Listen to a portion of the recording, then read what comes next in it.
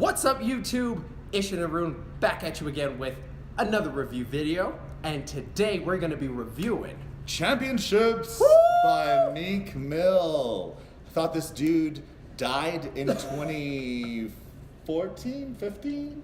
Yeah, I think we went to 15 or something like that? 16.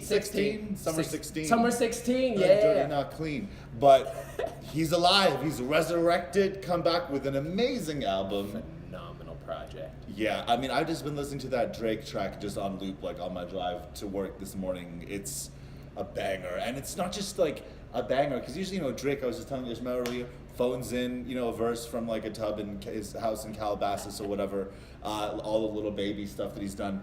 But this track, like, he's on the track like the whole track, and he's like singing and rapping. It's good. It's good. I like it. That I just had to talk about the Drake track. So also, it's cool to see Drake and Meek back together. Yeah, it's a long time It's coming. like, yeah, man, almost 4 years. So, anyways, I'll stop rambling about the Drake and Meek collab. What are your thoughts on the rest of the album? Fine. Or on that track or whatever? The Drake track, phenomenal. Like Yeah. it's just like what you say. It's not just Drake, coming at the beginning, spitting his hot shit, getting the fuck out, and then the rest of the track is the art. It's like, And I was like, you were telling me, like the little baby track. Oh, like, when never the Drake verse recover. is done, skip. yeah. So I was like, okay, he flamed that. I'm gonna listen to something else, But yeah, with this track going bad, it is a nice complete track. Drake does his singing and his rapping at the same time. Meek smokes this. Great production. And I really feel like this track is a real reflection of the entire album, in that you have phenomenal content in terms of lyrics from Meek. He has substance that he's talking about. It's not just rollies and rates, as it was for a few years. The production is A1 on here. He has Guru, Jay-Z's engineer, mixing and mastering this whole project. Wow. It is like, you can hear the clarity of it. Nothing is muddled. Yeah. Every word he says, it balances with the beat. It's a nice.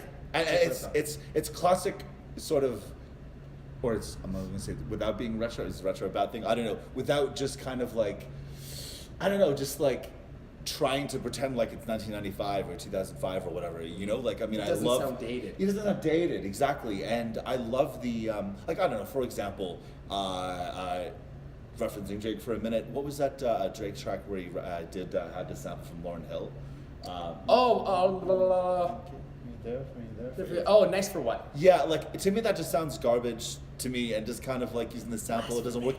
What was that? Blasphemy. Yeah, I love that original Lauryn Hill track. Like, it's one of my favorite songs of all time. So to see it kind of, but then Meek's track where he uses the Dead President sample, which the name I forget of the song that he.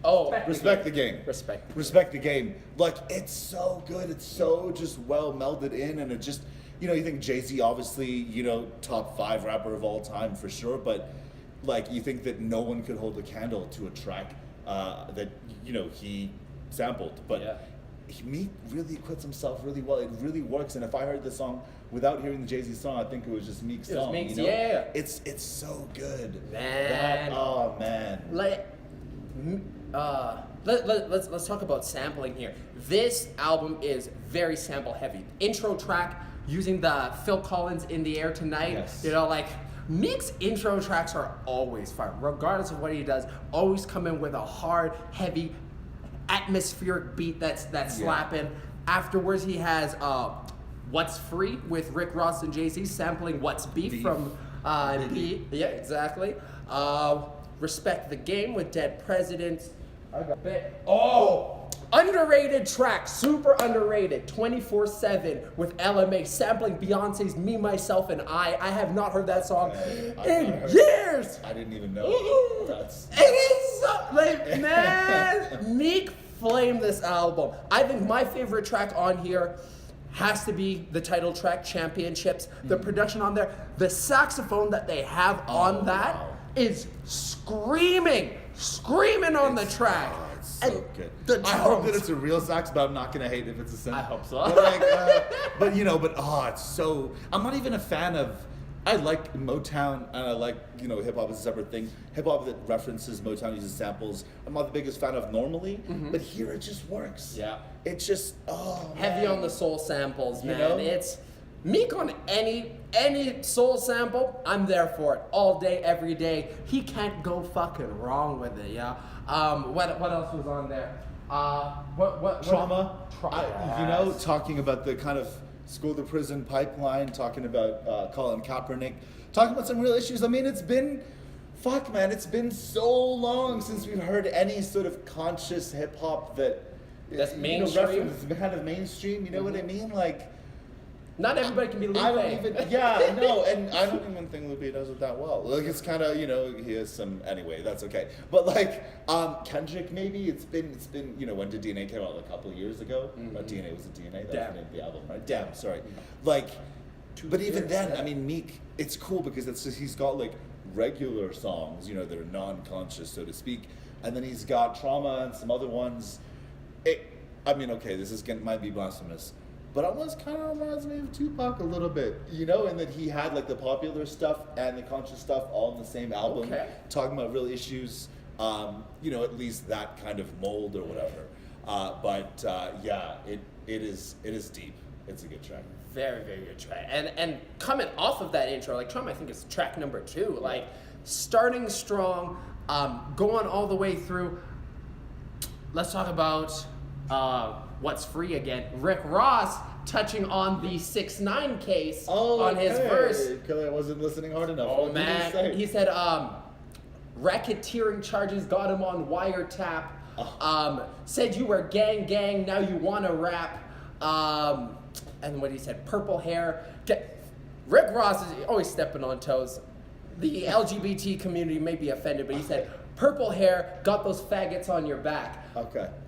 You know, people aren't really letting, you know, the F word that rhymes with maggot fly, you know? It's like only, I mean, Eminem hasn't even done that for a while. Eminem is not the, you know, I mean, yeah, anyway. Ricky Rose, what are you going to do? But that sounds a little bit rant, but nonetheless, that was solid. Closing out the is there any other standout tracks for you? I thought, okay, so I liked the Kodak Black track, but I kind of didn't. Like, I like the beat. I didn't really like Meek's verse on it or Kodak's verse.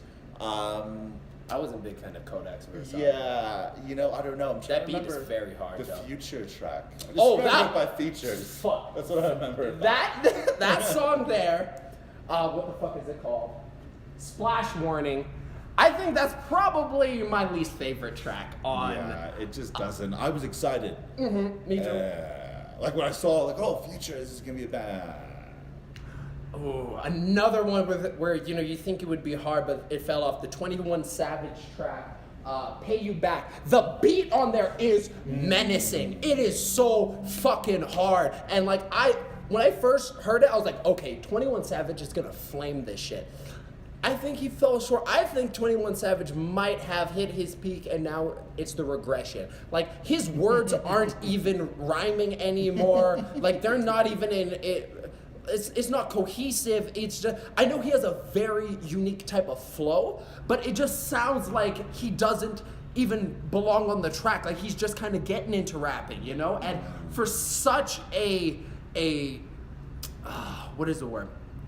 For such a highly regarded album that you're gonna be featured on, I wish he would have come with something more harder than that. Cause that his verse threw off the whole song for me. That beat though, amazing. Fucking amazing. That's fire, man. That's fire. Do you think that there's too many features on this album? Because I feel like this is the most feature-heavy album since 6ix9ine. 6ix9ine. Yeah. Right? Which is like 6ix9ine only had one track 6ix9ine with nobody. himself. Yeah. Like, you know, 6ix9ine, let's be real, is not a particularly amazing rapper. He doesn't have the credibility that Meek has, so he needs the features. We get it. But with Meek, because I feel like artists now are doing less and less features. Like, I don't remember how many features were on Scorpion. I don't know, very few. He doesn't. Drake doesn't really do too many Kendrick as well used to be a little bit more feature heavy, like 10 years ago, whatever. But now Kendrick doesn't really do features on his album. I feel like artists are becoming more kind of confident and just doing their own thing. They may feature on other people's tracks, but not anyone else on their album. But here, you know, it's kind of the opposite of that. And There's like, 9 tracks. So out of 19, basically half are features, half aren't. Okay. Shows you that whatever looks can be deceiving, because I just assumed that it was like all of them were features. Like I just saw a few and it's like, oh my god. But yeah, I mean, I guess that's not bad. That's fine. Whatever, you know, that's ordinary. But What are your thoughts on the length of the? I like it because we've been used to like these shitty, just short, like freaking even Kanye, the champion of like the long kind of Pink Floyd-esque album, you know, dark fantasy and so forth. Even Yeezus, but doing like short stuff for the summer on his label or his, you know, associated acts. These like little, tiny little bite-sized albums. Like, no, I want a full meal of an album. I want to dig into that pasta and feel like, you know, I need to sit down for a few hours to digest it. And that's the case with this. I'm going to be listening to this on heavy rotation this weekend, just trying to digest it, going through Genius. You know, I've already done that for the Drake track. But yeah, I love it. I love it. It's just a return to like what we know and grew up with, you know? Absolutely, man. Like that's how I felt on like the What's Free track. I thought Jay's verse was gonna be short, but he kept going. He kept fucking going. It just it was amazing. It was amazing. Seriously, yeah. I thought so I went on Pitchfork before I guess the album came, or after it had come out, and I hadn't listened to it yet, and I just saw a snippet of Jay-Z's like little whatever to Kanye. Which it wasn't even a jab. It was a jab to Trump, because he was saying like, yeah, don't let the red hat like Prince and Michael Jack. Me and Kanye, some shit like that. You know, I was expecting it to be that plus a couple extra lines, like you know, just like Drake does. You know, Jay has done before, but nah, man. He spit off full fucking thing. I feel like that's probably one of my favorite Jay-Z songs of the last few years, because it's just like it's like is that a bit hyperbolic? I don't know. To me, yes. Because Jay's put out a lot of fire. You know, it was just because initially it just defied my expectations, because it's like he keeps going like what? Yeah. You know, this is awesome. He's never had a track this like a feature this long. Yeah. Like even I don't know. I'm trying to think of like features that Jay has had with. On his own albums with other artists, where he has 2 verses, he just does the verse, he does another verse, done. You know, here he just keeps. Oh man, it is beautiful. You know, maybe I'm just caught up in the hype of the moment right now. But like, yeah, like it's, what else?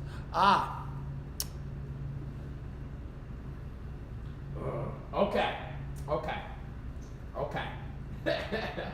So the last part of the album, let's say, you know, from 13 to 19, I think Meek really closes this out strong. He's not only showing his ability to be diverse, and that he's using a lot more auto-tune, like on the song 100 Summers.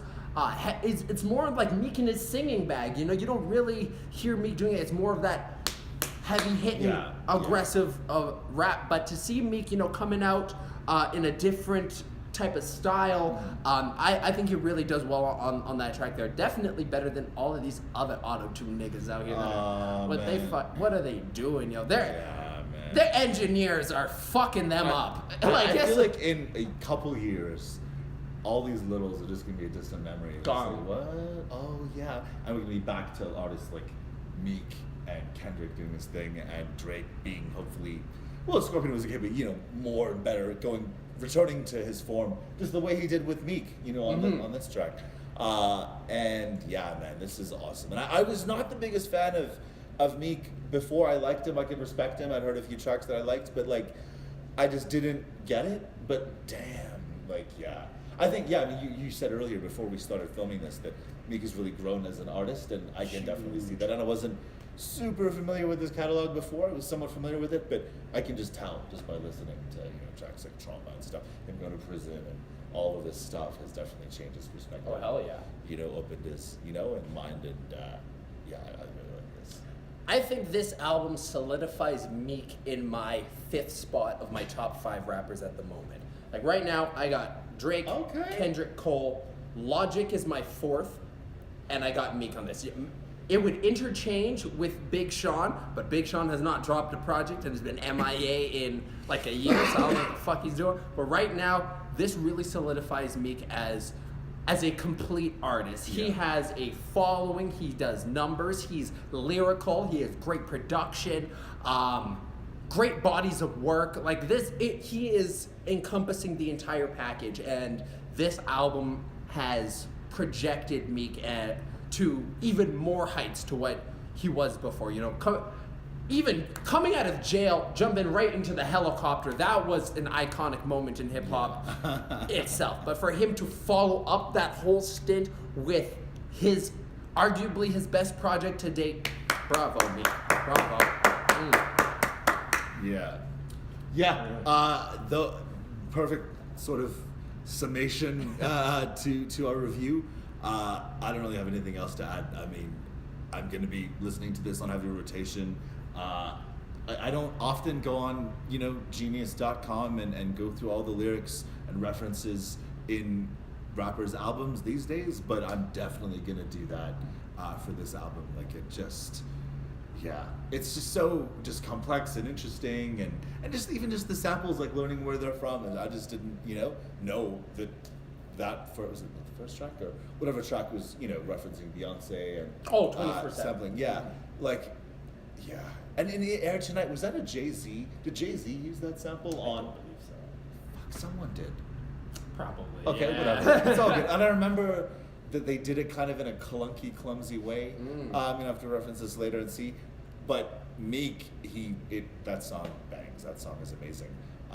And again, I'm probably just gonna have to listen to the Drake track 100 more times before I even get to the rest of the album because I freaking love it. Referencing, Canada as well, making weed legal. Yeah. Justin Trudeau. Referencing the Beatles for the second time. The first time was so it's tangential now, but whatever, I don't care. I love my Drake plus Beatles references. We can something and put the Beatles on. Oh, it was from fucking Problems. Oh, yeah, man. Okay. Oh, wow. I don't know, it's cool to me because it's like it shows Drake that listens to stuff outside hip hop. I mean, he comes from a musical family, that's musical outside hip hop. But anyway, I'm looking forward to more Meek and Drake collabs because I feel like they're better than stuff that Drake does by himself or with these randos like Little Baby and fucking that other dude. I don't even know, Block Boy. Like, oh god. Fuck. Yeah, exactly. Oh god. Anyway, he dropped a project. Yeah, he did. I listened to the first nah. The Drake stimulus package was good for that and that time. Now it's like GM is just gonna close more plants. The Obama stimulus package 10 years ago. Anyway, I'd say I'm gonna give this album. I'm not sure if an 8 or an 8.5. I'll just go 8.25 and split the difference. Good stuff. Right on track with that there. 8.25. They'll probably push up to an 8.5 once fully absorb this piece. Definitely very possible. Yeah, but and I feel like critics will really like this album as well. I feel like if Pitchfork doesn't, anyway, that's okay. Pitchfork, who writing for y'all? Yeah. Seriously, man. Anyway. That's it. Oh, yeah. Last thing there. I do like his outro, Cold Blooded 2. He did this outro on two tracks ago. Actually, fuck, now that I remember it, when Meek went to prison again 3 years ago, this was when he was dating Nicki at the time, the Dreams Worth More Than Money project. He had the Cold Blooded outro on there with Diddy, and that track is fire, one of my favorites on there. And for him to revisit that, change up the beat a little bit, and talk that real shit, fucking Meek, man. His intros, outros, amazing, and this body of work, fantastic. Keep going, Meek. For sure. Yeah. That's it. That's it. All right, man. Well, don't forget to like, comment, subscribe, let us know what you think, and we'll come at you with another video. Peace.